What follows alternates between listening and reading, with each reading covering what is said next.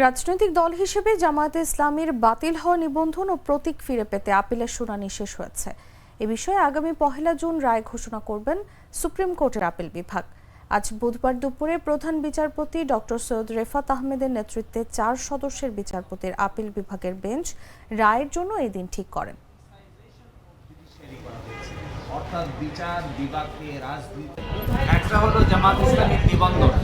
আমরা আশা করি 1 জুন ইনশাল্লাহ বাংলাদেশ জামাত ইসলামী তার নিবন্ধন ফিরে পাবে ইনশাল্লাহ। আমরা এটাও প্রত্যাশা করি আমাদের উচ্চ আদালত এরকম অবজারভেশন দিবেন, যে অবজারভেশনের কারণে বাংলাদেশের নির্বাচন কমিশন জামাত ইসলামীর দাঁড়িপাল্লা প্রতীকও বরাদ্দ দিবেন, এটা আমরা প্রত্যাশা।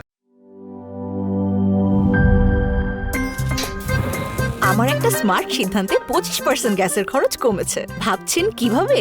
সাধারণ গ্যাস স্টোভ বদলে আমি এনেছি আরএফএল গ্যাস স্টোভ। এর সাইন্টিফিক নজল ও ব্রাস বার্নার ক্যাপ সমানভাবে তাপ ছড়িয়ে রান্না করে দ্রুত, তাই গ্যাসও বাঁচায় 25%, টাকাও বাঁচে 25%। আরএফএল গ্যাস স্টোভ নিরাপদ ও গ্যাস সাশ্রয়ী।